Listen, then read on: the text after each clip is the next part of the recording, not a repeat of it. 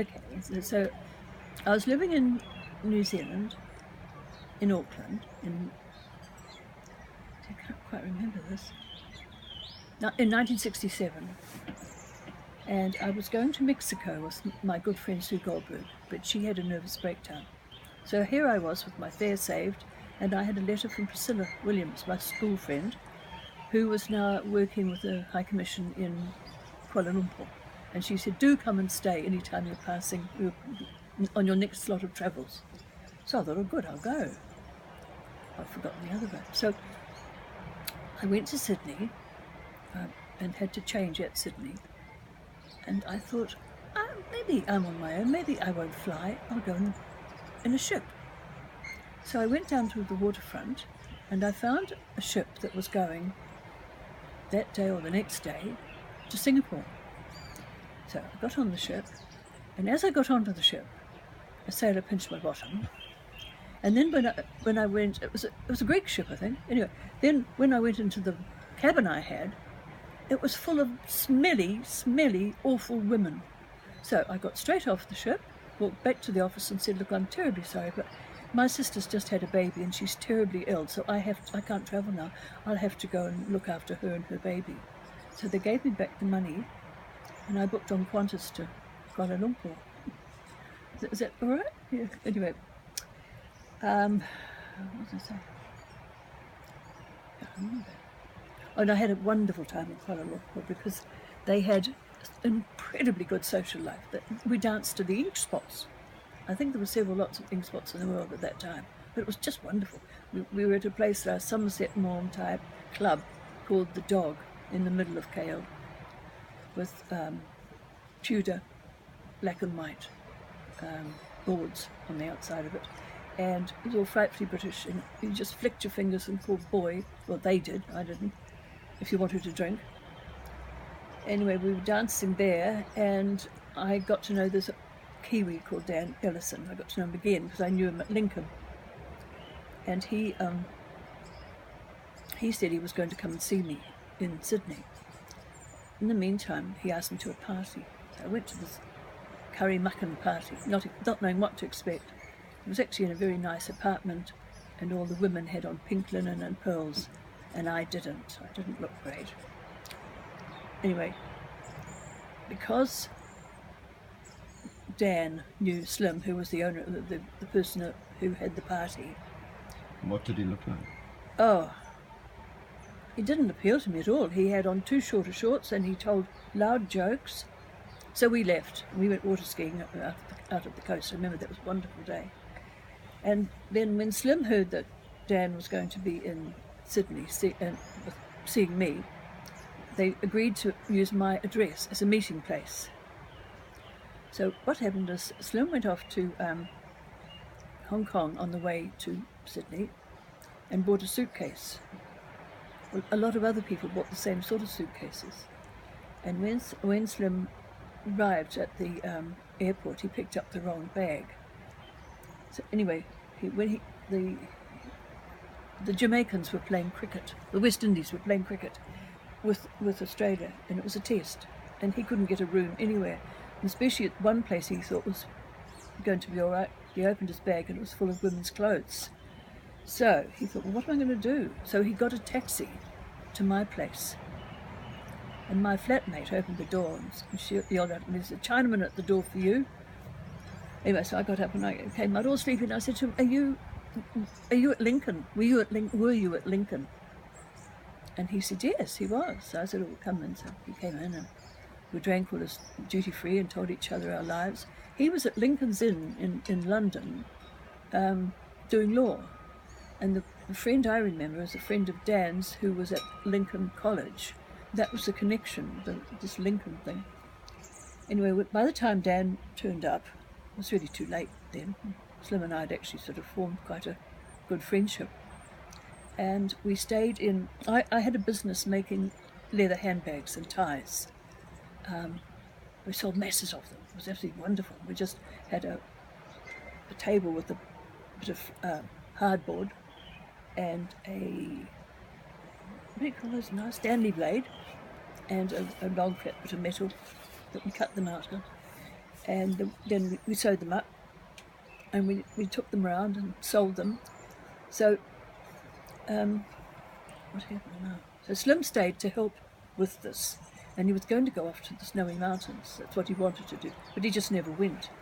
And then one day, my flatmate had a row, and she said, "I'm leaving. I had absolutely had enough of you. I'm leaving you." So she walked out the door. I can't remember what the fight was about now. And so Slim had to stay and help me now. So we made masses of these things. And then we decided to go to Mexico, because I was going to go to Mexico before. So I went home for a week, on the way, just to see my family. He went to San Francisco. This is 1968 in Flower Power. He had an amazing time in San Francisco.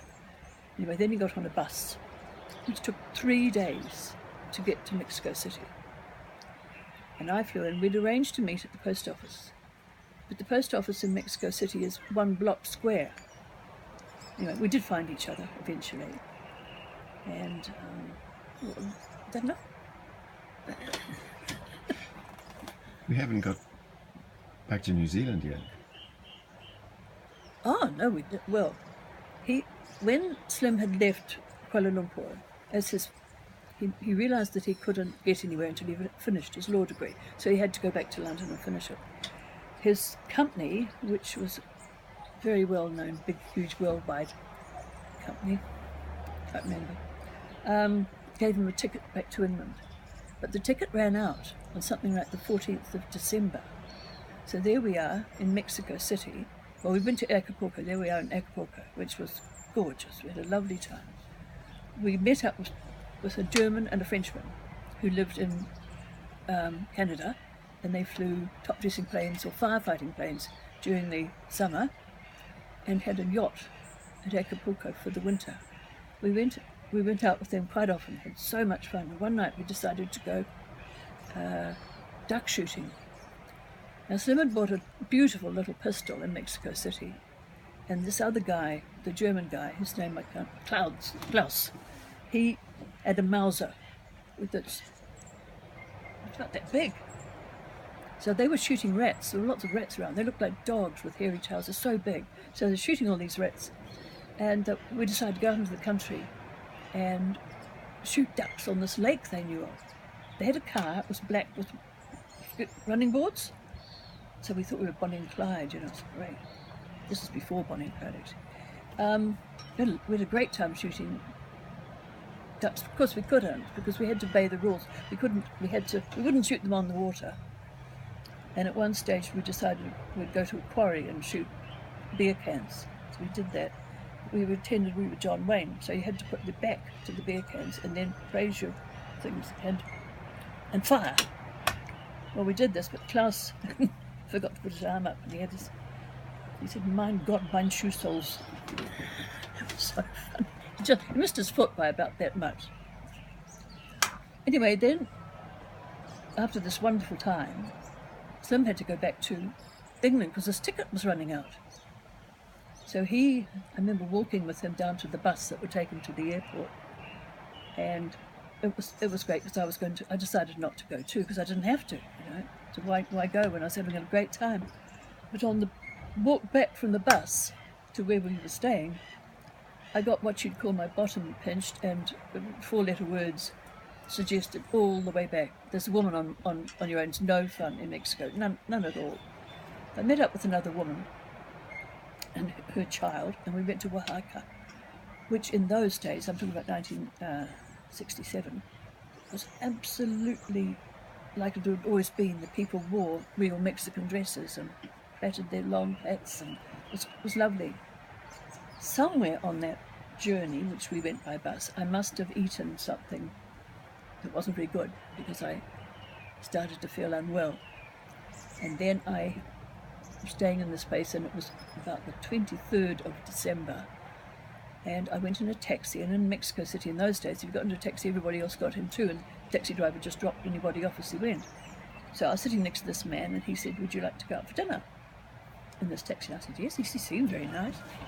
So we went out for dinner, we spoke French, Spanish, and mostly English.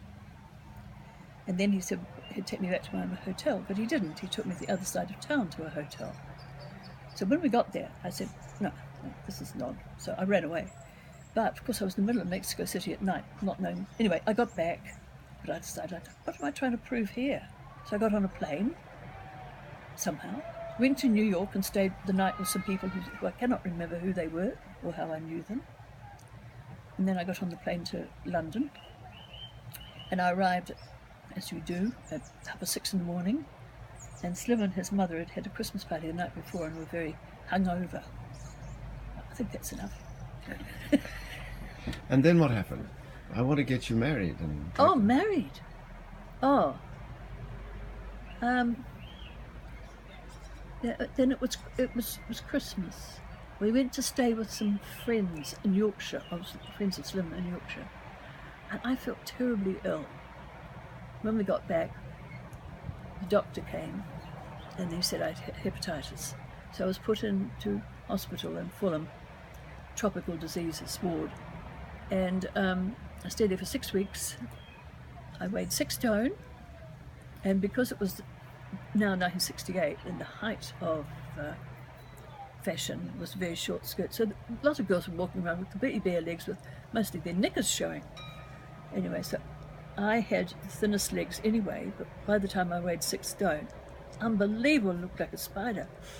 But, you know, you've got to do what the fashion is. So then what happened?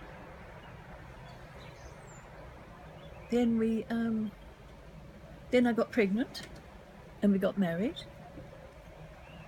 over there. In London. London, yeah. I had a proper registry office wedding.